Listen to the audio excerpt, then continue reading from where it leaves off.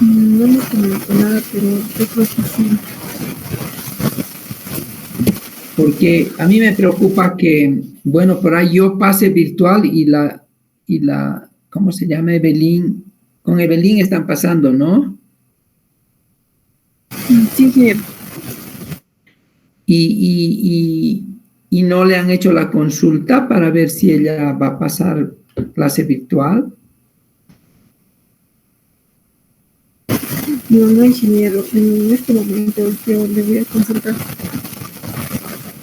A ver, voy a preguntarle porque de lo contrario, no, pues, ¿cuánto tiempo tardan o dónde están ustedes para pasando clases? Están en sus casas, ¿no? Sí, ingeniero. Porque van a tardar un montón en llegar al instituto, algunos y otros un poco menos, pero igual eso se complica, ¿no? A ver, voy a tratar de comunicarme con Evelyn y, y a ver qué dice, ¿no? ¿Ustedes de la carrera han recibido algo oficial o de la facultad? El ingeniero Muñoz mandó un comunicado del decano. El que mandó el comunicado del decano, eso nos envió el ingeniero Muñoz. Claro, ya dice que las clases son virtuales, ¿no ve? Sí. Sí, yo por eso también anoche había visto que sí era nomás conveniente pasar clases virtuales. Entonces, pasaremos nomás conmigo. Si gustan, podemos acabar unos minutos antes para que ver la posibilidad de que puedan ir donde pero no me contesta Evelyn.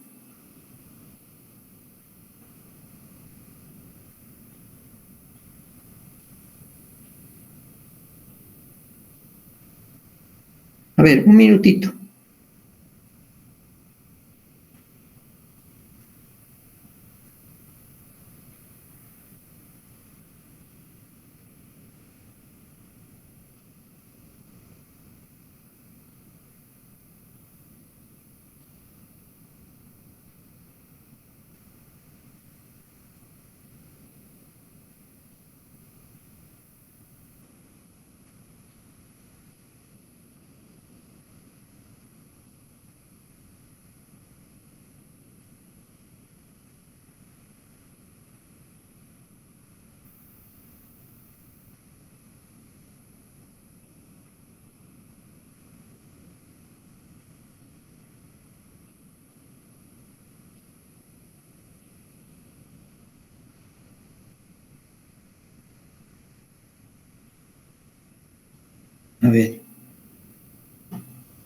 A ver qué dice.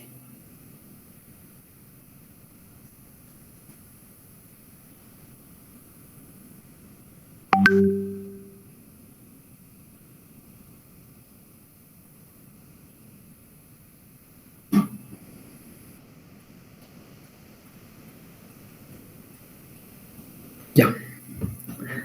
Nadie más, ya estamos todos, ¿no? En la clase alguien más se va a unir, no, nadie. Creo que estamos todos ya. Ahí me está contestando, a ver qué dice.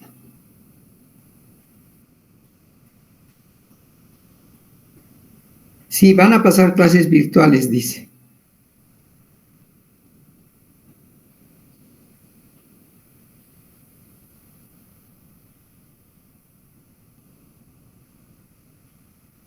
Súper. Avanzaremos, chicos, ¿ya? A ver, cualquier consultita, quiero que estén siempre conectados, a veces se va el internet y cualquier cosita les voy a hacer alguna preguntita y me van a responder para saber si está todo ok y no se ha ido mi internet. ¿Listo? Por favor. Así que voy a compartir mi pantallita. ¿Ya? A ver. Creo que mejor compartiré toda mi pantalla. Y aquí tengo mi... Ahora sí. No sé si logran ver chicos. ¿Se ve? Sí, ingeniero. ¿Sí, no ve? Ya, súper. Así que, a ver, trataremos de avanzar un poquito. Ups, ¿qué pasó con esto?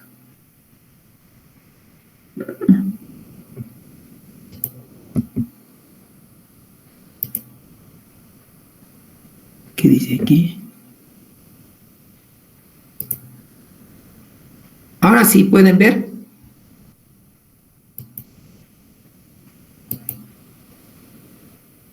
Hola. Sí, sí. Ya. Súper.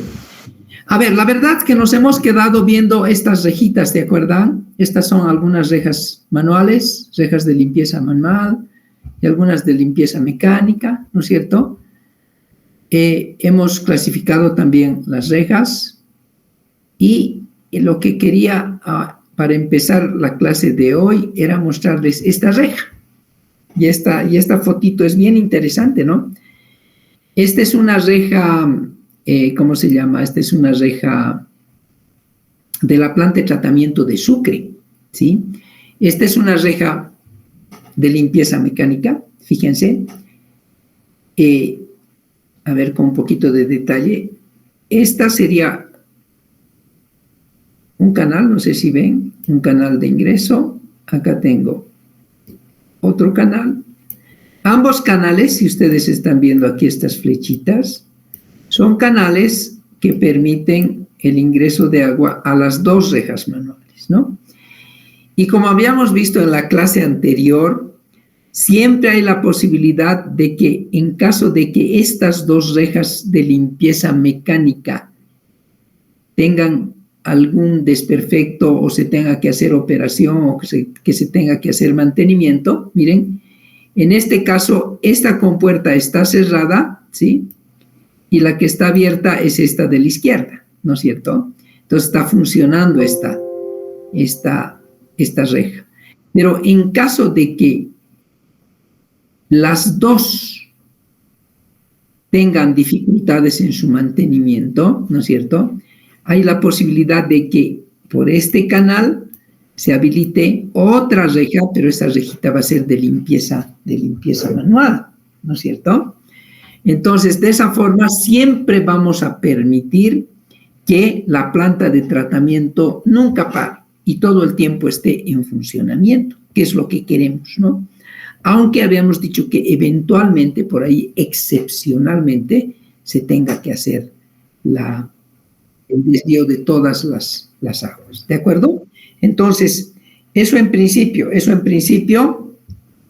y esta fotito por eso me parece interesante, porque de esa forma podemos trabajar con cualquiera de las opciones de rejas, ¿no es cierto? Aquí se tiene dos rejitas en paralelo.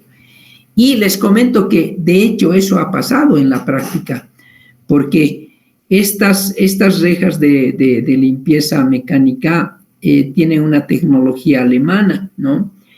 Y una de las dificultades que a veces se presenta en nuestro medio es que cuando tenemos equipo mecánico y no tenemos el soporte técnico acá, soporte técnico local, algún desperfecto o algún mantenimiento de alguno de estos dispositivos mecánicos, entonces hace que la unidad se pare, ¿no es cierto? Porque no tenemos el stock suficiente para poder hacer el reemplazo de alguna pieza, ¿no es cierto?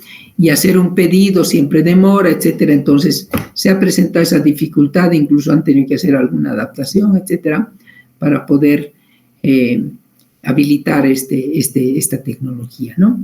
Miren, si yo veo la reja de limpieza mecánica de este lado, ¿no es cierto? De este lado, es prácticamente un motor, este sería el motorcito, que permite que todo este sistema de limpieza mecánica pueda funcionar automáticamente, ¿no? Periódicamente, cada determinado tiempo, este sistemita limpia todo el material que ha sido retenido en la reja y lo lleva. Acá hay un dispositivo que nos permite, una vez que se acumule acá el material retenido, se lleva hacia un container que está en este sector, en la parte izquierda de la reja mecánica, ¿no?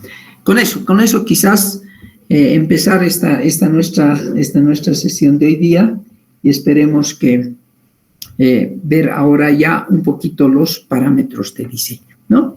Para recordar lo que hemos visto la clase pasada, yo les había dicho que prácticamente el diseño, ¿a qué se reduce? ¿Alguno de ustedes me podía decir a qué se reduce el diseño de la reja? No sé si recuerdan. A ver, ¿quién se anima? Y así veo que estén siguiendo también la clase. A ver, díganme, muchachos. ¿Qué dicen?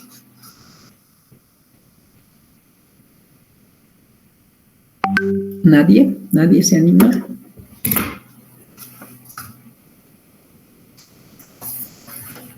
A ver. Hola, sí, dime. Cambiar el ancho de la reja. Sí. Prácticamente el diseño del desbaste se reduce a calcular el ancho del canal en el cual se va a encontrar la reja, ¿no es cierto? Obviamente, si vemos el ancho, seguramente aquí hay un ancho de este canalcito, ¿no es cierto? Este ancho de este canal. ¿Sí? De manera de que cumplamos con los parámetros mínimos de diseño. Y como les había mencionado, existen varias formas de dimensionar las rejas. Yo les voy a mostrar uno y por lo menos veremos otro más, o por ahí todo el pretratamiento, por ahí podamos ver alguna otra opción, ¿ya? Entonces, para continuar, entonces, hablar un poquito de los parámetros de diseño. Cuando yo quiero encarar el diseño de una rejita, lo primero que yo tengo que hacer es seleccionar la barrita, ¿no es cierto? En alguna fotito anterior hemos visto, creo que la tenía yo por acá para ver un poquito, creo que era esta, ¿no? Si ustedes se fijan, quizás acá, esta creo que está mejor. Acá tenemos un espesor, si se fijan, acá hay un espesor de la barrita y hay un espaciamiento entre barras, ¿no? En el caso de la barrita, es una barrita de sección rectangular, ¿no es cierto? Y entonces parece una pletina, pero en realidad es una barrita que tiene un espesor T, miren acá, tiene un espesor T. Y el espaciamiento entre cada una de estas barritas es A. Ahora, si yo estoy viendo la forma y el tamaño de la barra, aquí la barra tiene un espesor T y una profundidad W. Les había dicho que la profundidad W es una profundidad que esa profundidad no interviene en el dimensionamiento del pretratamiento, pero sí en la selección del elemento, ¿no? Tiene que ver mucho con la inercia del elemento de la barra. Entonces podemos tener barritas de sección rectangular, podemos tener barritas de sección circular, ovoidales, diferentes tipos de dimensiones de la barra. Por lo general usamos dimensiones o barritas de sección rectangular. Y si ustedes se fijan, lo primero que tengo que hacer es ver qué espesor va a tener mi barra, el espesor T, y qué profundidad va a tener la barrita, esta profundidad que en este caso se denomina W, ¿no es cierto? Los espesores pueden variar de 1/4 de pulgada a media pulgada. Y las profundidades para ver la rigidez del elemento, como habíamos dicho, de 1,5 pulgadas a 2,5 pulgadas. Entonces, primer parámetro de diseño, establecer o seleccionar las dimensiones de la barra, ¿no? La forma y dimensiones de la barra. ¿De acuerdo? Y aquí les muestro algunas medidas. Esto es sacado del texto del profesor Acevedo Neto. Entonces, como hemos hecho una clasificación de las rejas, si ustedes se fijan, acá podemos tener diferentes dimensiones, ¿no? En milímetros y en pulgadas de barritas para una reja gruesa, ¿no es cierto? 3/8 por 2,5, media pulgada por 1,5, media pulgada por 2 o 3/8 por 2. También hay dimensiones para rejas medias. Las rejas gruesas tienen espesores mayores, no sé si recuerdan, pero habíamos visto ya la clase pasada que esa dimensión podía variar entre 4 a 10 centímetros. La reja media tenía dimensiones mucho menores, 2 a 4, y la reja fina prácticamente de 0,5, si no me equivoco, hasta 2 centímetros. Entonces, podemos tener, en función del espaciamiento, podemos también seleccionar qué dimensiones. La primera dimensión, ¿qué es? La primera dimensión siempre va a ser el espesor de la barra, T, ¿no? Y la segunda dimensión, ¿qué va a ser? La segunda dimensión va a ser la profundidad del elemento de la barrita, que va a ser W, ¿no? Entonces acá parece que es muy sencillo, solamente tenemos que seleccionar el elemento, ¿no? En este caso, rectangular. Si es circular, también tendríamos que hacerlo, ¿no? Primer gran parámetro de diseño. Segundo gran parámetro de diseño. Yo quisiera que anoten estos parámetros. ¿Por qué? Porque en el examen yo siempre les pregunto y les digo, a ver, ¿me pueden indicar cuáles son los parámetros de diseño de una reja, ¿no? Entonces ustedes me dicen primer parámetro de diseño tal, segundo parámetro de diseño tal, tercer parámetro de diseño, etc.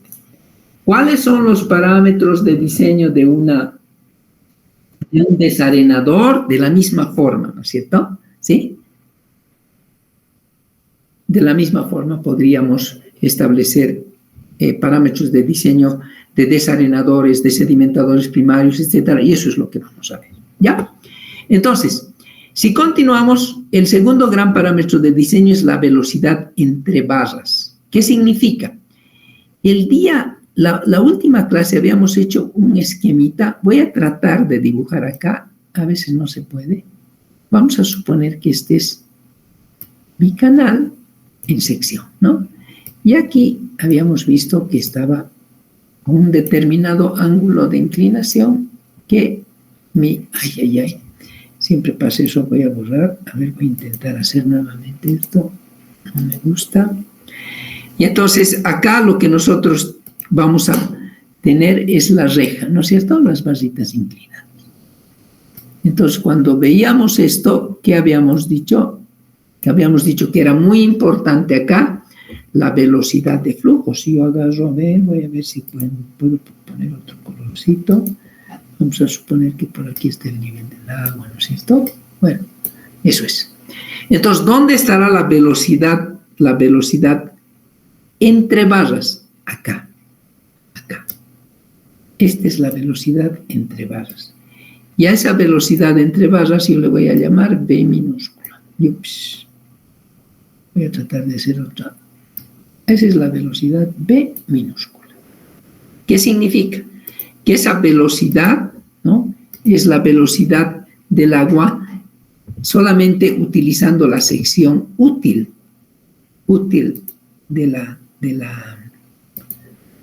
del canal en el cual se encuentra la barra. Si nosotros, voy a tratar de dibujar, espero tener suerte acá, voy a tratar de dibujar ya la sección transversal del canal, ¿no? Y aquí va a estar, ¿qué? Aquí van a estar las barritas. No sé si recuerdan, hemos hecho, creo, este esquemita también, ¿cierto? Este esquemita de acá. Voy a colocar simplemente 4, pero se supone que todos esos espaciamientos, van a disculpar por el mal dibujo, pero todos esos espaciamientos se suponen que son iguales, ¿no es cierto? Y los espesores también. Y seguramente por acá está el nivel del agua, ¿no? Excelente. Entonces, acá voy a tener la alturita H de la reja, ¿no es cierto? Esta va a ser la alturita H. Y seguramente, como hemos visto en la anterior clase, este va a ser el ancho B en el cual se va a encontrar la reja, el ancho del canal de la reja. Entonces, si yo tengo un caudal que está ingresando aquí a la planta de tratamiento, un caudal Q, ¿cierto? Un caudal Q. Seguramente ese caudal Q, utilizando la ecuación de continuidad, es súper fácil, ¿no es cierto? Voy a tener acá una sección transversal útil. Esta va a ser mi sección transversal útil. Todo lo que está churado en azul es mi sección transversal, ¿no es cierto? Súper fácil. Ustedes han llevado hidráulica y estaríamos súper bien. Simplemente, ¿cómo se llama? recordando un poquito esos nuestros conceptos, ¿no? Entonces, ahí tendría definida mi velocidad entre barras, que es B minúscula. Y esa velocidad entre barras, que es B minúscula, debería estar entre 0,60 y 0,70, ¿no es cierto? ¿Sí? Entre 0,60 y 0,75. Entonces, la velocidad que entre las barritas debería ser de 0,60 a 0,75. Esta velocidad. ¿Ya? Pero hay otra velocidad, chicos, y es la velocidad antes de la reja. Es decir, acá yo voy a tener otra velocidad de flujo, ¿no es cierto? Y en ese lugar, ¿cómo será la sección? La sección, si yo puedo dibujar acá, va a ser simplemente esa, ¿no? El mismo ancho B, pero, ¿qué es lo que va a pasar? Seguramente mi nivel de agua va a estar por acá, ¿no es cierto? Por acá. Pero, ¿qué va a pasar? Aquí ya no tengo las barritas. Y aquí mi sección ya va a ser total, ¿no? La sección de escurrimiento para la ecuación de continuidad caudal igual a velocidad por área, ya va a ser toda esta área achurada, ¿no es cierto? Entonces, esos detallitos hay que tener en cuenta. En esta velocidad de aproximación, esta velocidad antes de la reja, miren, es un poquito más baja, 0,5. En algunos casos, a caudal mínimo, esta velocidad puede llegar, inclusive, como vamos a ver más adelante, puede llegar a valores de 0,4, inclusive. ¿Estamos? ¿Sí? ¿Ya? Ahora, ¿por qué? Alguien me dirá, ¿por qué nosotros tenemos que considerar o tomar en cuenta esas velocidades? ¿Por qué no más bajo de 0,6 o por qué no más alto de 0,75? Sucede que cuando las velocidades son muy bajitas, menores a 0,6 o en el canal de aproximación menor a 0,4, es posible que algún material que se encuentra presente en el agua, que son de mayores dimensiones, pueda tener un peso específico muy grande y sedimentar en el fondo del canal. Y se formaría un depósito de material sedimentado en el canal donde se va a encontrar la reja, y eso perjudicaría tremendamente el funcionamiento de la unidad, y por otro lado generaría también una descomposición del componente orgánico de los sólidos que se han sedimentado, y obviamente como esa descomposición es microbiológica y en ausencia de oxígeno es anaerobia, va a generar gases muy desagradables como el gas sulfídrico, por ejemplo, ¿no es cierto? Que es ese olor a huevo podrido, y algunos otros gases también que no son nada agradables y que justamente provocan rechazo de la gente o de la población hacia la implementación de estas tecnologías. ¿De acuerdo? Entonces eso hay que cuidar mucho. Entonces, si ustedes recuerdan un poquito, en sanitaria, cuando llevaban alcantarillado, ustedes han debido escuchar o han debido analizar un poquito por qué utilizaban la tensión tractiva. O también hablaban de la velocidad de autolimpieza del canal, ¿no? Entonces, en esos casos, ¿qué hacíamos? En esos casos, lo que hacíamos era simplemente controlar que la tensión tractiva sea mayor, ¿no es cierto?, a un determinado valor, si no me equivoco, 1, ¿sí? O también que la velocidad de autolimpieza sea alrededor de 0,60, para que no haya posibilidad de que esos sólidos se sedimenten, y si se sedimentan, la velocidad de flujo arrastra ese material, ¿ya? Por otro lado, las velocidades no deberían ser mayores a 0,75, porque si las velocidades son muy altas, todo el material que se va a retener en la reja va a volver a ser arrastrada, ¿no es cierto? Hay algún material que podría retenerse acá en la rejita y que si esta velocidad se incrementa, nuevamente va a arrastrar el material y va a ingresar a las otras unidades de tratamiento. Y eso no queremos, ¿no es cierto? Eso es lo que tenemos que evitar. Por lo tanto, nosotros tenemos que mantener las velocidades de flujo en esos rangos. ¿Y por qué no es fácil o por qué necesitamos controlar esto? Porque ustedes saben que el caudal que llega a la planta, este caudal que llega a la planta es variable, ¿no es cierto? Este caudal a veces es mínimo, a veces es medio y a veces es máximo. Y si tengo esta misma sección de flujo, ¿qué es lo que pasaría? Si tengo esta misma sección de flujo, no sé si puedo anotar aquí, pero ¿qué dice el caudal? ¿No es cierto? El caudal es igual a la velocidad por el área, ¿no es cierto? O la sección, ¿cierto? A esta le voy a llamar sección útil, le voy a llamar si estoy acá en la reja. Y seguramente sección total le voy a llamar si estoy antes de la reja. Entonces, ¿qué es lo que sucede acá?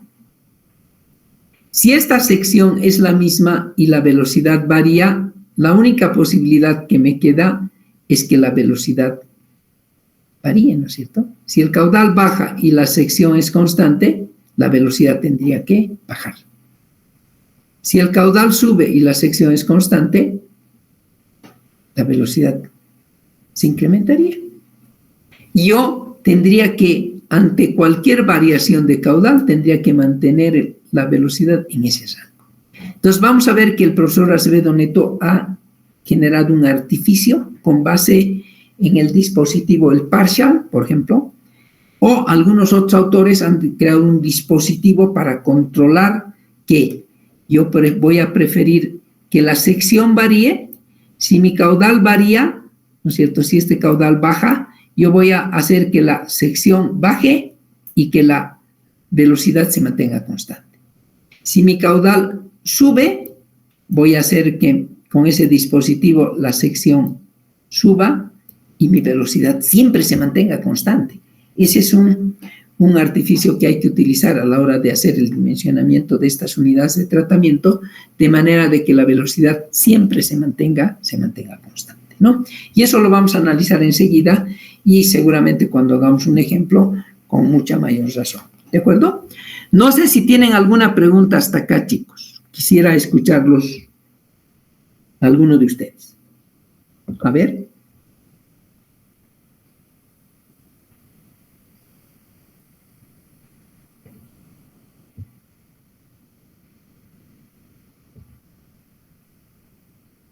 Hola, ¿están ahí? Sí, primero.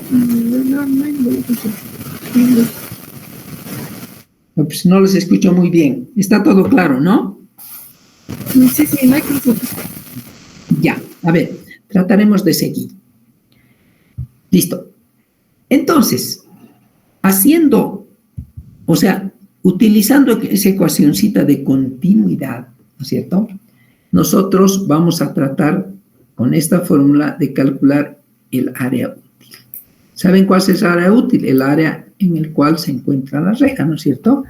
Ya habíamos dicho que es esta seccioncita a toda esta suma de áreas que está churada acá, a esa le vamos a llamar área útil. ¿Listo? Entonces, acá esa va a ser, esta sección es la que vamos a calcular. La velocidad, ¿qué es? La velocidad es el parámetro de diseño, ¿no es cierto? Esta velocidad debería estar entre 0,6 y 0,75. ¿Y el caudal? ¿Qué es el caudal? A ver, ¿quién me puede decir el caudal? El caudal es dato de diseño. Este es el dato de diseño, ¿no? Y este es el parámetro de diseño. El parámetro de diseño generalmente me va a permitir calcular una dimensión, en este caso, una sección, la sección. ¿De acuerdo? Entonces, si como ya hemos visto en el capítulo anterior, sabemos cómo calcular los caudales, ¿no es cierto? Asumimos una velocidad en ese rango y calculamos el área. Y aquí, si ustedes se fijan, ¿qué dice? La reja se diseña para caudal máximo de diseño o caudal máximo horario.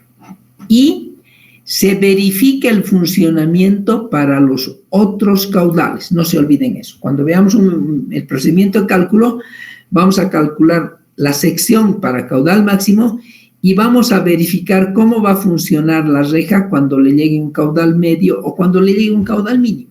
Y deberíamos pensar que esa velocidad debería ser más o menos constante, ¿no? Prácticamente constante. ¿Ya? Ahora bien, una vez que hemos calculado el área útil, hay un otro parámetro que el profesor Acevedo Neto le llama eficiencia. En realidad no es una eficiencia. En realidad es una relación que tiene que ver un poco con A. ¿Qué era A? A es el espaciamiento entre las barritas y T, que es T, el espesor de las barras. Entonces, si yo divido A sobre A más T, recuerden ustedes que A ya hemos definido, ¿no es cierto? Tenemos ya estos valores de T y seguramente también ya tenemos el valor de, para reja gruesa, media o fina, tenemos el valor de A, ¿no es cierto?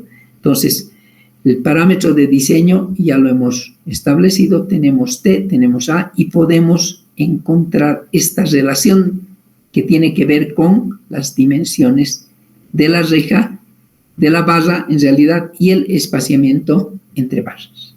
¿Sí? Entonces, una vez que tenemos esos dos parámetros, ¿qué hacemos? Podemos calcular la sección útil. O la sección total. ¿Cuál será la sección total? Miren, chicos, esta es la sección total. ¿Sí? Esta es la sección total S. S le vamos a llamar a la sección total. Voy a borrar esto. No. A ver, permítanme. Voy a borrar esto. Listo. Entonces, esa va a ser la sección S, ¿cierto? Y ya. Y la sección útil, esta es, ¿no? La sección útil. Área subútil. Hasta ahí estamos bien. ¿Sí? Entonces, yo voy a tener acá, con la sección útil que he calculado en esta formulita, voy a calcular dividiendo entre E. No se olviden que E es un valor menor a 1, ¿no es cierto? Si vemos esta relación, A sobre A más T siempre va a ser menor a 1. Entonces, ¿qué significa esto? Que este valor de S va a ser mayor, S va a ser mayor al área útil. ¿De acuerdo? Y si yo reemplazo estos valores en mi anterior relación, seguramente voy a encontrar que el área útil que era caudal sobre velocidad, divido entre E, y si reemplazo E, A sobre A más T, entonces voy a tener que la sección del canal en el cual se va a encontrar la reja va a ser Q sobre B por A sobre A más T. Ahora, si yo analizo un poquito la sección total es el producto de B por H, ¿no es cierto? Esta relacióncita. Si a esto le he llamado H, esto es B, entonces la sección S es B por H, ¿no? Es simplemente, es muy sencillo, pero sin embargo, hay que nomás ver que esto esté claro para que no haya vacíos o confusión. ¿Estamos? Entonces acá yo he calculado S y eso es B por H. Entonces con esto yo ¿qué tendría que dimensionar? Tendría que seleccionar el ancho en el cual, eso habíamos dicho, el ancho en el cual se encuentra la, ¿no es cierto? Pero si tengo el valor de S, no tengo B y tampoco tengo H, entonces acá yo voy a crear un artificio para que la unidad subsecuente me dé ese valor que reemplace en esta ecuación y con eso calcule el ancho B. Entonces, utilizando ese criterio, es que el ancho en el cual se va a encontrar la reja simplemente va a ser el caudal, que es el caudal máximo de diseño, no se olviden. B es la velocidad entre barras, que tiene que estar entre 0,60 y 0,75. E es la eficiencia o tiene que ver con la relación de A especiamiento sobre A más T, espaciamiento más espesor de barra. Y H es la altura, si ustedes se fijan acá, es la altura que viene, altura de agua, que viene dada por la unidad subsecuente. ¿Cuál es la unidad subsecuente de la reja? Es el desarenador, ¿ya? Y cuando veamos desarenador, vamos a ver que nuestra canaleta parcial, que es la que viene después del desarenador, es la que realmente nos va a dar esta altura h con la cual vamos a determinar el ancho en el cual se encuentra la reja. Así como les explico, quizás hay algunas cosas que no se entiendan, no sé, pero aquí la idea o la clave es que una vez que diseñemos el partial, después diseñemos el desarenador y después recién la reja, o sea que vamos a hacer un diseño de atrás hacia adelante. Y vamos a ver seguramente un ejemplito, ¿ya? Cuando nosotros tengamos rejas de limpieza mecánica, seguramente el ancho del canal tiene mucho que ver con el equipo mecánico. Yo tendré que ajustar mi ancho de canal al ancho de los equipos que ya vienen fabricados en este caso por el fabricante, por el productor, ¿no es cierto? Ellos me dicen que tienen rejas, por ejemplo, de 70 centímetros de ancho. Yo tendré que hacer que mi ancho más o menos se ajuste a esas dimensiones y poder verificar cómo va a funcionar con mis caudales de diseño, ¿ya? Eso en cuanto al dimensionamiento del ancho en el cual se va a encontrar la reja. No sé si tienen alguna consulta, chicos. Ahora quisiera escuchar a otra persona que no sea Patricia. ¿Quién me dice?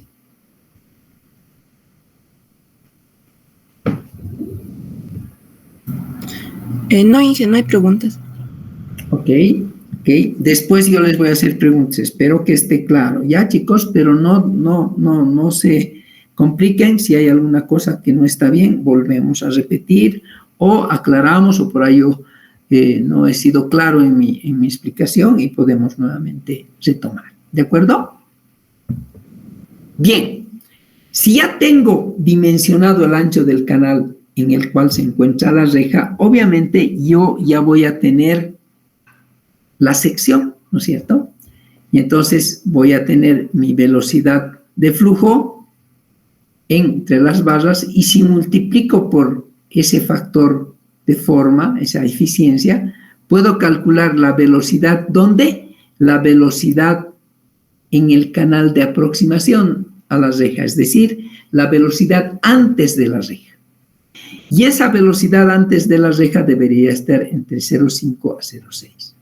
Hay algo que es bien importante, y es que a veces no es fácil conseguir a velocidades mínimas, a velocidades o a caudales muy bajitos, no es fácil alcanzar este valor. Es por eso que en este tipo de diseños es posible que para caudal mínimo nos permitan o nos acepten una velocidad en el canal, no entre las rejas, en el canal de 0,4, ¿ya? Y si algún rato no podemos alcanzar ese 0,4, tendríamos que hacer un redimensionamiento, es decir, podemos incrementar un poquito la velocidad entre barra, seguramente va a variar un poquito la sección o el ancho B, y ahí tenemos que jugar con nuestro diseño, ¿no? Eso es lo que generalmente se hace. Y para eso nosotros tenemos que prepararnos una planillita de cálculo, ¿no? Yo les había pedido ya que ustedes elaboren una planilla de cálculo para saber cómo calculan las cantidades, o sea, los caudales de diseño que van a llegar a la planta de tratamiento, y también que tengan otra planillita o la misma donde puedan calcular las cargas y las concentraciones, ¿no es cierto? Las concentraciones del agua residual que vamos a tratar, ¿no? Y entonces, después ya tendríamos que ver cómo calculamos el pretratamiento. Y el pretratamiento lo vamos a calcular en conjunto: partial, desarenador y reja. Entonces, eso hay que trabajar un poquito en una planilla, de manera de que yo pueda mover fácilmente cualquier parámetro de diseño, se haga un recálculo muy violento y podamos hacer cualquier ajuste o verificación. ¿Listo? Eso por ahora, chicos. ¿Ya? Ahora bien, hay dentro de los cálculos que hay que hacer, es muy importante calcular la pérdida de carga en la reja. Y para calcular esta pérdida de carga, en realidad yo conozco al menos, esta es una forma, pero hay algunas otras también, ¿no es cierto? Pero quizás esta es la más recomendable porque toma en cuenta varios factores y parámetros que otras formas de cálculo no las consideran. Y en realidad, ¿cuál es la pérdida de carga? La pérdida de carga, voy a mostrarles este esquemita, voy a aprovechar este esquemita. Si ustedes se fijan acá, hay un desnivel entre la altura del nivel de agua antes de la reja y la altura del nivel de agua después de la reja. A esta alturita, esta diferencia, yo le voy a llamar pérdida de carga H sub F. Esa va a ser la pérdida de carga en la reja. ¿Y es por qué? Porque obviamente la sección útil es acá menor y cuando se acumula más material es posible que esta altura antes del canal o antes de la reja sea mucho mayor y si no limpiamos la reja, este nivel de agua puede incrementarse y puede obviamente rebasar la altura del canal, la altura total del canal. Entonces esta alturita de revancha seguramente tiene que ser también importante para evitar aquello. Pero lo mejor que tenemos que hacer para evitar que esa pérdida de carga se incremente sustancialmente hasta la altura del canal es hacer una limpieza periódica, ¿no? Si yo limpio el canal periódica y sistemáticamente, como hace una reja mecánica, por ejemplo, o manualmente puede ir una persona continuamente a hacer la limpieza, entonces ahí sí tendríamos que estar tranquilos, no tendríamos esa dificultad. Entonces, en este caso, esta formulita nos permite calcular la pérdida de carga en la reja, ¿no? Entonces, esa pérdida de carga en la reja, si ustedes se fijan, miren bien, es igual a una constante, beta. ¿Y qué será beta? Si ustedes se fijan acá, beta es el factor de forma de la barra. Este factor de forma de la barra tiene que ver con el tipo de barra que vamos a utilizar en la reja, ¿no? Si aquí en esta esquemita ustedes pueden ver, hay diferentes formas o diferentes barras que se pueden utilizar. Habíamos dicho desde esta barrita de sección rectangular, esta es una vista en planta, ¿no? De la barra. Esta sería la barrita, este sería el espesor T, ¿no es cierto? Y esta sería la profundidad W, ¿no? Esa sería la barrita, ¿cierto? Entonces, desde una barra rectangular hasta una circular, miren acá tenemos una barrita de sección. Podríamos pensar que acá está el caudal de agua, ¿cierto?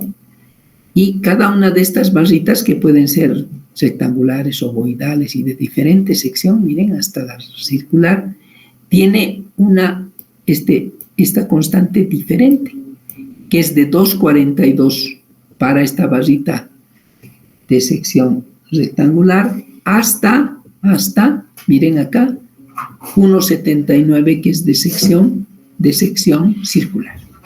¿Estamos? ¿Sí? Entonces, esa constante beta ustedes la pueden sacar de una vez que hayan elegido la barra. Si es rectangular, obviamente van a utilizar 2,42. Luego tienen T sobre A. ¿Qué es T? El espesor de la barra, ¿no es cierto? Cuando nosotros habíamos visto los tipos de barra, lo primero que habíamos hecho en los parámetros de diseño era seleccionar primero el espesor y después el espaciamiento entre las barras. Si era una reja media, si era una reja gruesa o si era una reja fina.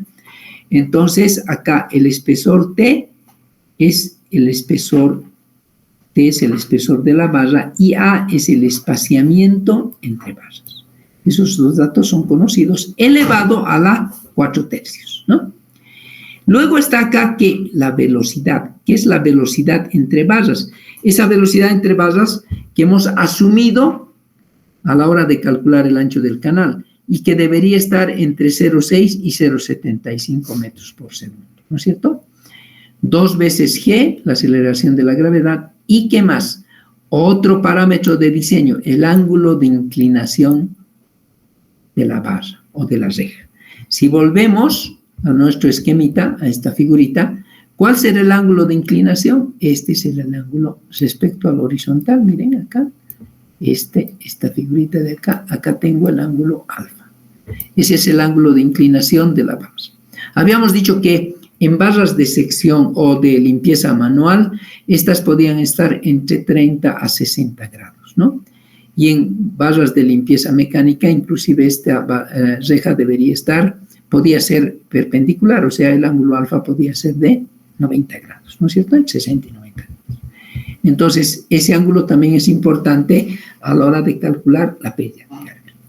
Entonces, con esos parámetros yo calculo que la pérdida de carga en la reja, ¿no? ¿Y por qué será importante calcular la pérdida de carga? Porque nosotros, a la hora de hacer diseño final de la planta de tratamiento, tenemos que tener prácticamente todas las cotas de nuestra unidad de tratamiento, porque tenemos que elaborar planos de construcción, ¿no es cierto? Y el constructor tiene que saber con qué cota, qué altura, qué pérdida de carga, cuál va a ser la altura del nivel de agua que va a escurrir, etc. ¿Ya? Ahora bien, cuando yo calculo la pérdida de carga utilizando todos estos valores constantes, voy a calcular una pérdida de carga y en este caso lo que decimos es que esa pérdida de carga es cuando la reja está limpia, es decir, cuando no se ha retenido ningún tipo de material en la reja. Cuando la reja está funcionando, es posible que se empiecen a acumular diferentes materiales. ¿Y qué van a hacer esos materiales? Van a reducir la sección de flujo del canal, ¿no es cierto?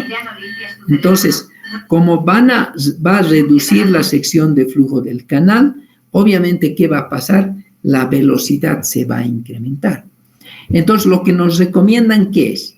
Lo que nos recomiendan es que calculemos la pérdida de carga cuando la reja esté en funcionamiento o cuando la reja esté sucia.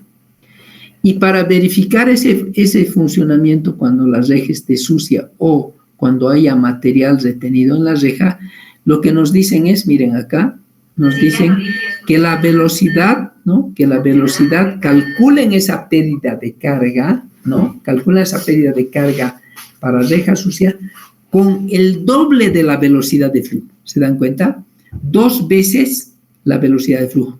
Si he utilizado aquí una velocidad de flujo de 0,60 o de 0,65, tendría que calcular la pérdida de carga para funcionamiento de reja o para reja sucia con 2 veces 0,60, que sería 1,20, ¿cierto?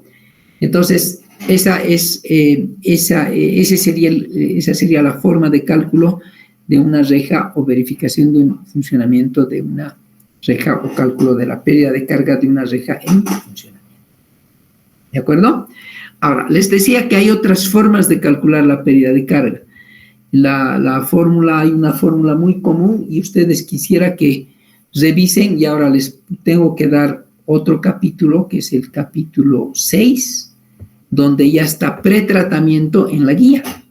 Entonces, a partir de ahora, les voy a pedir que empiecen a leer el capítulo 6. ¿De acuerdo? Con calmita, de a poquito, y vayamos viendo también cuál es el procedimiento de diseño y qué parámetros de diseño nos recomienda también utilizar nuestra guía. ¿Estamos? Si ustedes quieren utilizar esta metodología, utilizan parámetros de diseño de la guía y no hay ningún problema, ¿no es cierto? Y la guía también tiene su forma o procedimiento de pretratamiento, que cuando hagamos un ejemplo vamos a calcular con esta forma y también vamos a calcular con la forma de diseño de la guía. ¿Estamos? ¿Sí? Eso por ahora. Ahora, otro elemento importante es la longitud del canal en el cual se encuentra la reja. Hasta acá, ¿qué hemos hecho? Hemos calculado, si vuelvo a mi dibujito, hemos calculado que el ancho en el cual se encuentra la reja, vamos a hacer un chequeo. Vamos a ver. Haremos un check con verde. Es decir, con verde, ¿no? A ver, intentaremos. Entonces, el ancho del canal en el cual se encuentra la reja hemos calculado, ¿no? La altura viene dada por la unidad subsecuente. Eso vamos a ver cuando chequemos parcial o desafinador, ¿no es cierto? El ángulo de inclinación de la reja hemos ya asumido. El espesor de la barra también hemos definido. El espesor de la barra, el espaciamiento entre barras también están definidos. O sea que prácticamente nuestra unidad de tratamiento vendría dimensionada. Pero ¿qué es lo que pasa?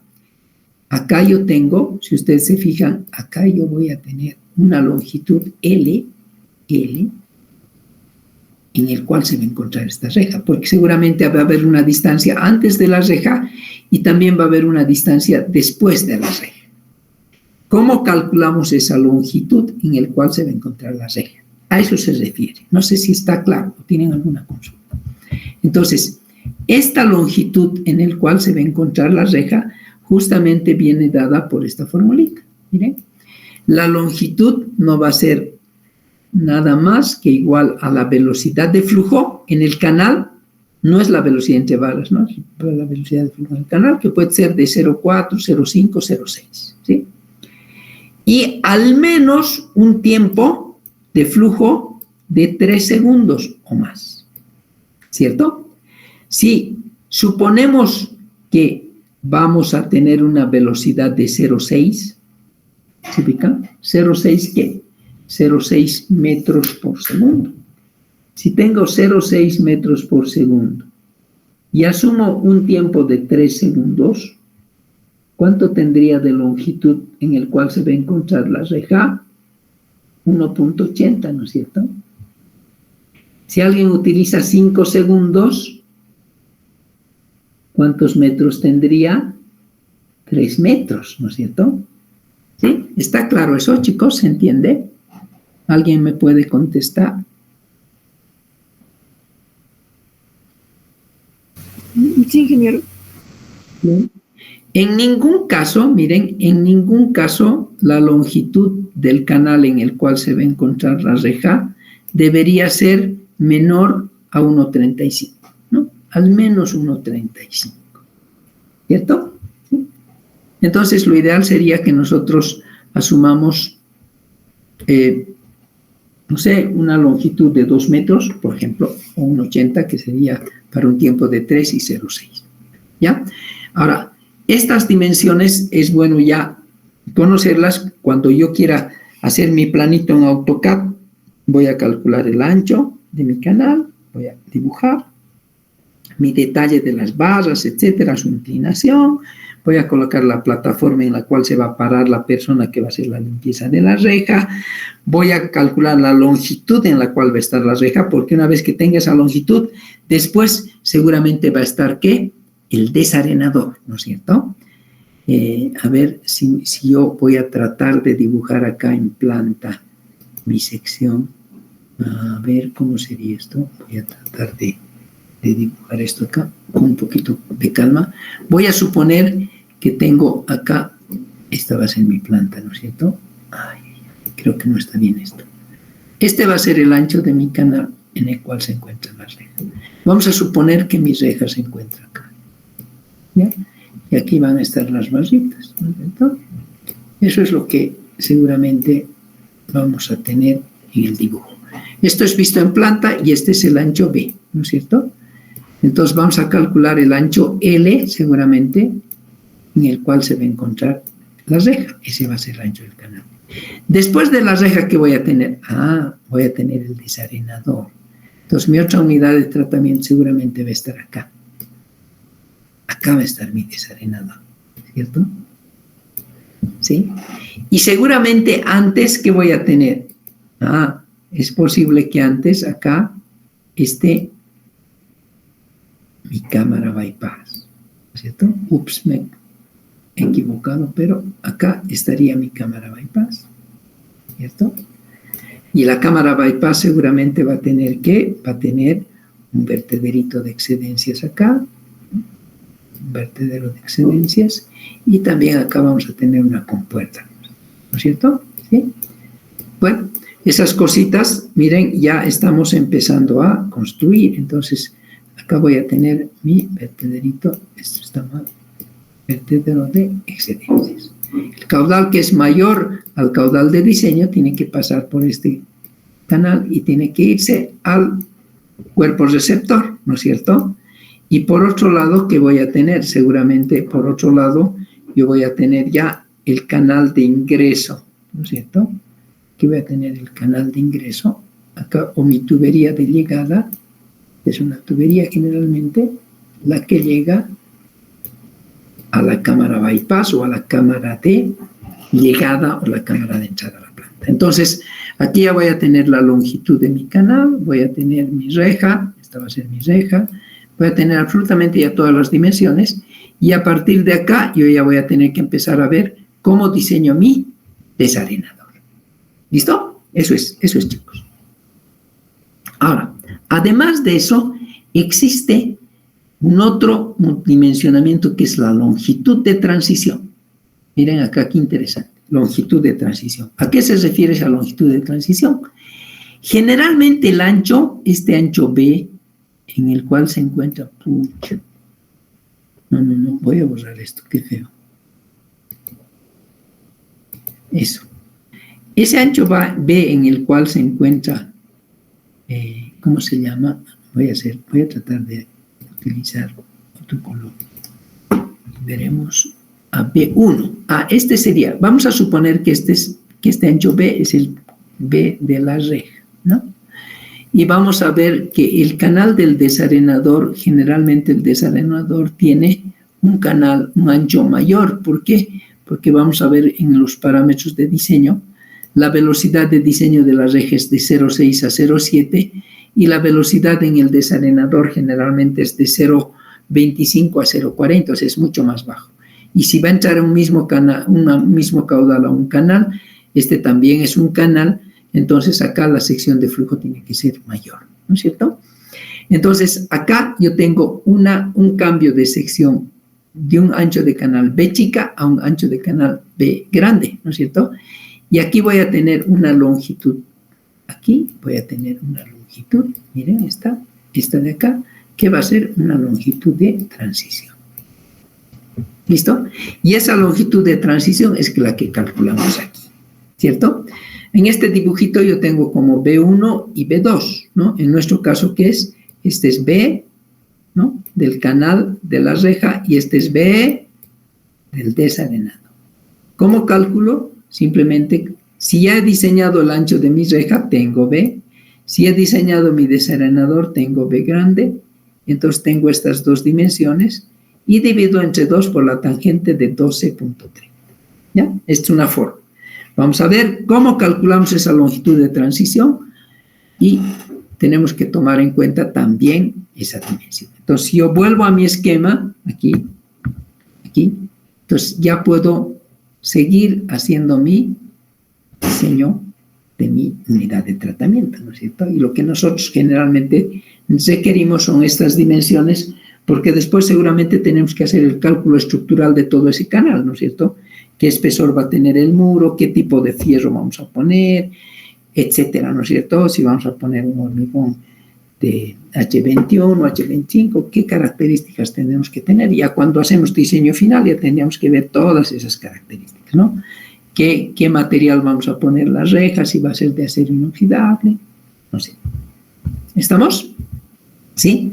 Entonces, esta sería la longitud de transición de, en este caso, este ancho de canal a este otro ancho de canal. Canal en el cual se encuentra la reja, canal del desarenado. ¿Ya? Ahora, así como hemos calculado la pérdida de carga en la reja, también podemos calcular la pérdida de carga en la transición. ¿Y por qué es importante esto? Porque lo que tenemos que minimizar acá es la turbulencia. Porque si estamos yendo de una velocidad más grande a una velocidad más chiquita, generalmente va a haber una zona de turbulencia. Y esa turbulencia hay que minimizar porque si el agua va a ser muy turbulenta, seguramente las partículas que tienen que sedimentar en el desarenador no van a sedimentar, ¿no es cierto? Y ahí vamos a tener dificultades con el funcionamiento de nuestra unidad de tratamiento, ¿no? Y aquí, si tengo la velocidad de flujo en este caso en la reja y tengo la velocidad de flujo en el desarenador, bueno, con esta formulita podemos calcular la pérdida de carga. Entonces, habría que revisar un poquito lo que se ha trabajado en hidráulica para ver estas fórmulas, pero simplemente esta es una aplicación. Y seguramente vamos a ver otras aplicaciones más de hidráulica que el día de mañana vamos a complementar. ¿De acuerdo? Ahora bien, hemos visto, si retrocedemos un poquito a nuestra... Aquí está. Hemos visto el diseño de la reja, hemos visto el diseño del canal de la reja, longitud de transición, y seguramente después vamos a ver el desarenador. Pero ¿qué nos falta?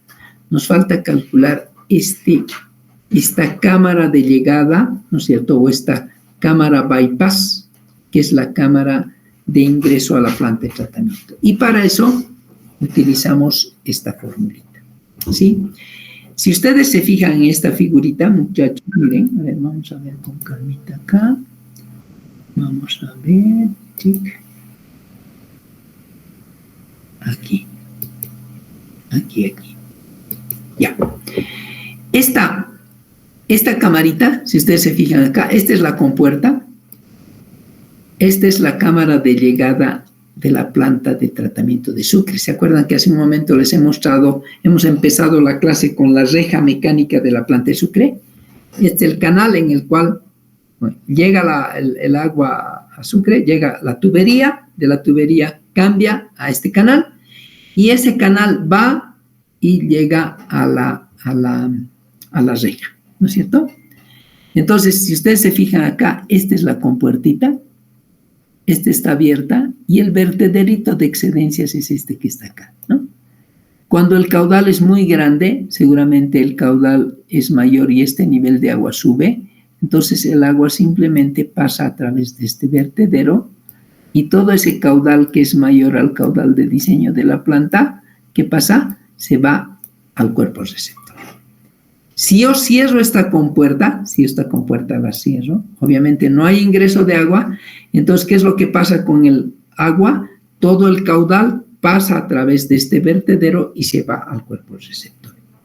Lo que hemos dicho siempre, esta compuerta debería funcionar excepcionalmente o en caso de emergencia, no es común. Lo que nosotros pretendemos siempre que es que la planta de tratamiento funcione 24/7. No hay posibilidad de que no funcione, porque si no, no estaríamos cumpliendo nuestro objetivo. Pero siempre hay que prever alguna excepcionalidad, por eso se pone esta compuerta, ¿no es cierto? Y el caudal excedente, ya sabemos, se va por este vertedero, tubería o canal hacia el cuerpo receptor. ¿Cómo calculamos qué? Acá, ¿qué deberíamos calcular acá? Deberíamos calcular las dimensiones de esta camarita bypass. Si yo vuelvo a mi esquema, yo debería calcular esta dimensión, esta dimensión, ¿no es cierto? Esta debería ser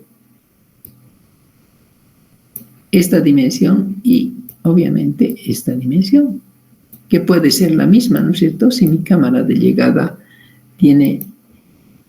podría ser de un ancho igual al largo, una camarita de sección cuadrada, ¿no es cierto? ¿Sí?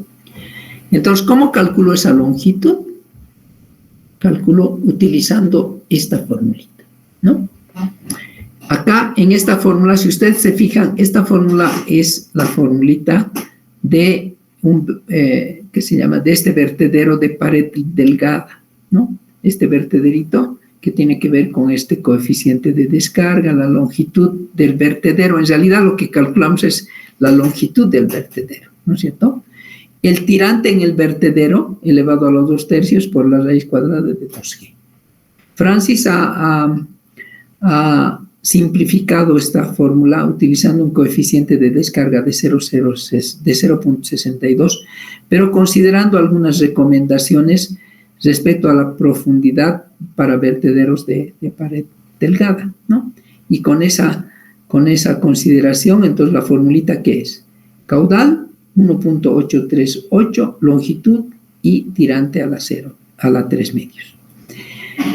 ¿Qué es lo que hacemos? Este 2G obviamente reemplazamos juntamente con el coeficiente de descarga para obtener este valor.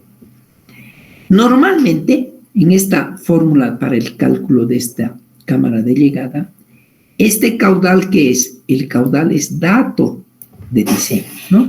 Yo he calculado ya mi caudal, ¿cierto? Medio, mínimo, máximo, he calculado mis caudales. Este caudal lo tengo.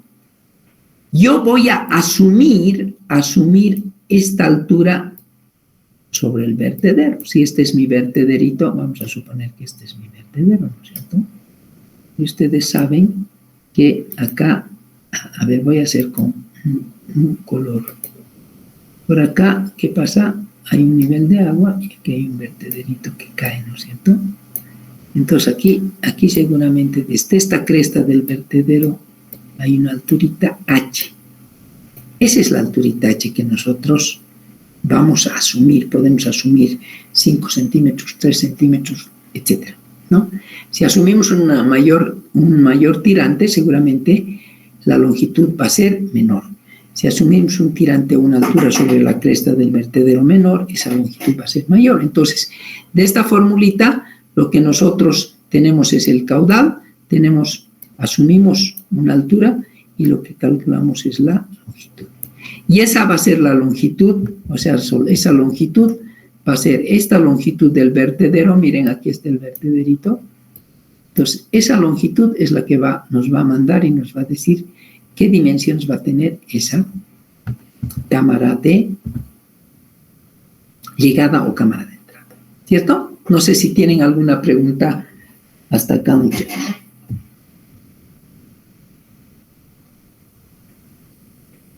¿Todo bien? Hola. Hola. No, aquí. Ingeniero. Todo bien.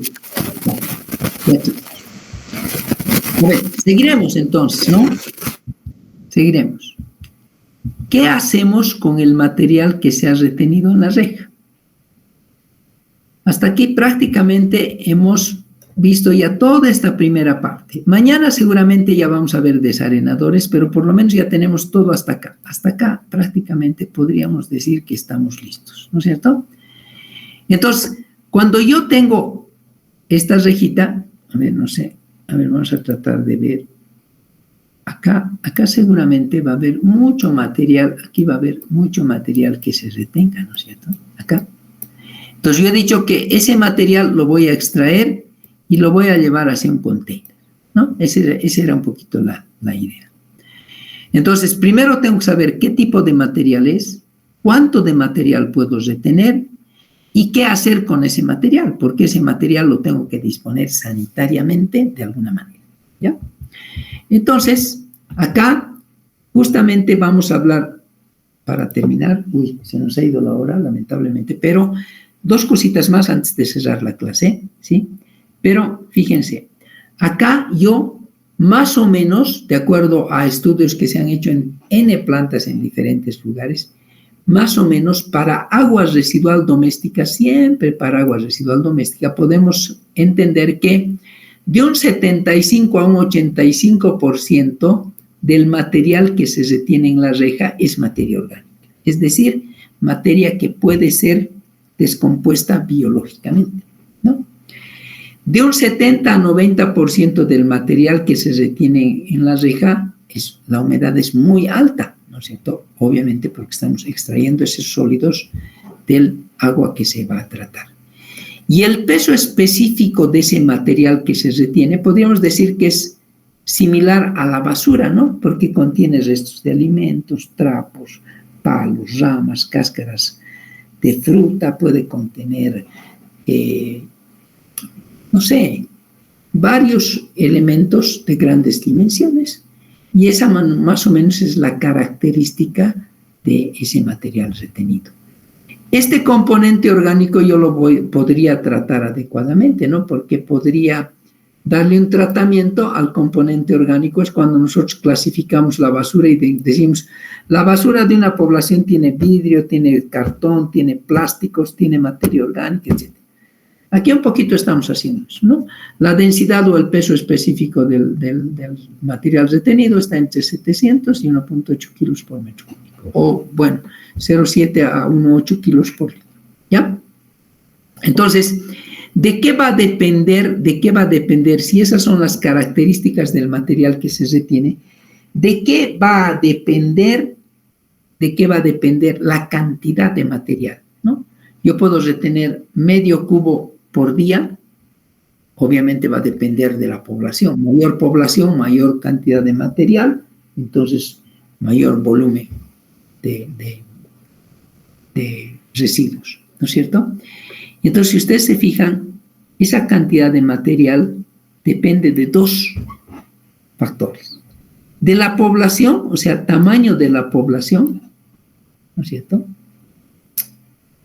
Obviamente, pero además, no solamente el tamaño, es muy obvio que si hay a mayor población, mayor tamaño, pero es importante conocer también el buen uso que hace ¿cómo les diría? El buen uso que hace la población de su sistema de alcantarillado, ¿cierto?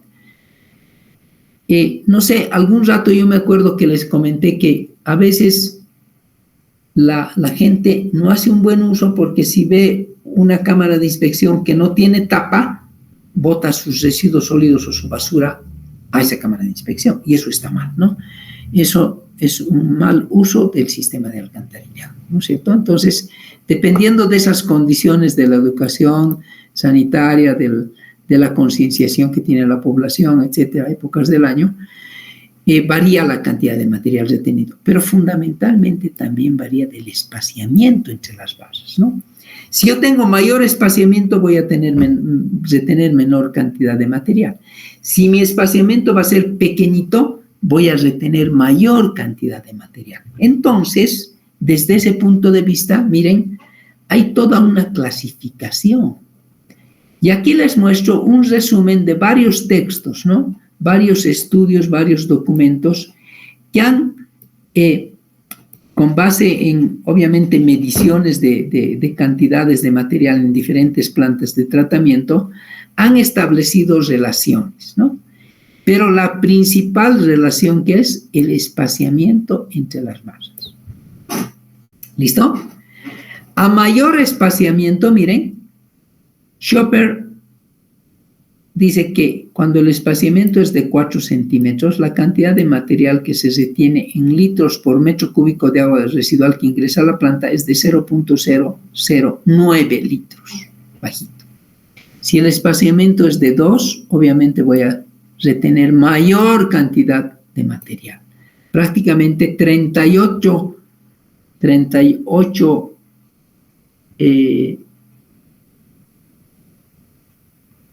por 1000 sería, ¿no es cierto?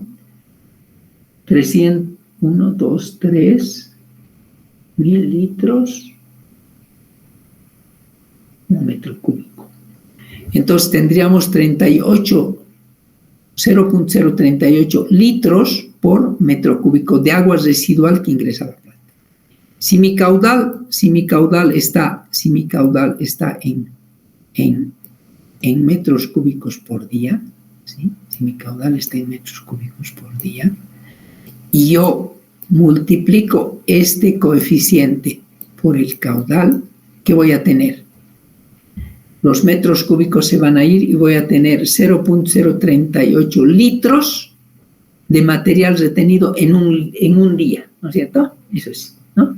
Entonces, 0.038 litros en un día si mi caudal estaría medido en metros cúbicos por día. Si mi caudal es de 100 cubos por día, ya multiplican y tendríamos 3.8 litros por día. Si sería el caudal de 100 litros o 100 cubos por día, ¿sí? Entonces, en principio, se tenía el dato de poder estimar la cantidad de material retenido en litros por metro cúbico de agua residual tratada. En el estudio de las 10 ciudades o de 10 estados de los Estados Unidos también se ha trabajado con valores, acá tengo los valores en litros por metro cúbico, ¿no? Y en función de la densidad han encontrado también valores en gramos por metro cúbico, en peso, ¿no es cierto? Ya no en volumen, sino en peso. Quizás es interesante conocer pero el volumen es más práctico porque me permite calcular qué volumen va a tener mi container para esa cantidad de material retenido. ¿Sí? Pero Imhoff en Alemania, Karl Imhoff en Alemania, en base siempre al espaciamiento entre las barritas, ha encontrado un dato ya no en función del caudal, o sea, la cantidad en función del caudal, sino ha encontrado un parámetro per cápita. Es como nosotros generamos una determinada cantidad de agua residual, generamos una determinada cantidad de DBO, ¿se acuerdan? 50 gramos de DBO por día yo genero. Genero más o menos unos 10 gramos de nitrógeno por día. Genero 80 gramos de DQO por día. Genero 2 gramos de fósforo por día, etc. Entonces, Imhoff dice, si el espaciamiento es de 2 centímetros, podríamos pensar en 5 a 10 litros por habitante y por año. Si yo multiplico este valor por mi población, supongan 50,000 o 10,000 habitantes, ya tengo mi cantidad o mi volumen por año. Si divido entre el número de días que tiene el año, ya tengo mi volumen por día. Súper sencillo, ¿listo? Y con eso calculo el volumen de mi container. Y finalmente, para cerrar esto, no, creo que ya no me va a alcanzar el tiempo. Mañana quizás podamos pensar. Hay varias cositas que se pueden hacer con el material retenido, ¿no? Es retenido, por decirles, 200 litros en mi población pequeña, 200 litros por día de sólido grosero. ¿Qué hago con ese sólido grosero? Lo puedo llevar a un relleno sanitario, lo puedo llevar a un micro relleno, lo puedo incinerar. ¿Qué voy a hacer? Eso mañana vamos a trabajar, chicos. Y con esto vamos a terminar y seguramente vamos a entrar a desarenadores. ¿Ya? He hablado, creo, mucho. Creo que no ha habido mucha participación de ustedes, pero al menos, si no tienen una pregunta, les hago, estos 5 minutitos que tenemos, les hago la consulta. Si tienen alguna consultita, por favor, díganme, chicos.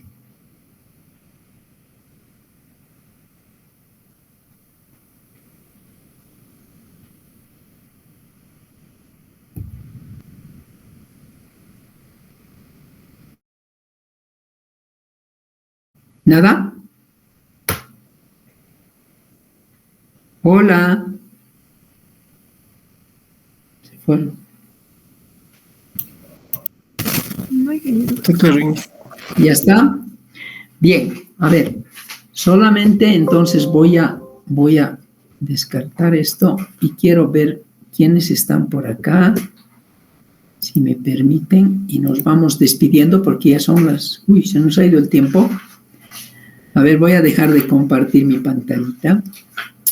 Y a ver, ¿quiénes están por ahí, chicos? Llamaremos una listita y conforme se van despidiendo yo les anoto, ¿ya? Me dicen su nombre y les anoto. ¿Quién quiere empezar?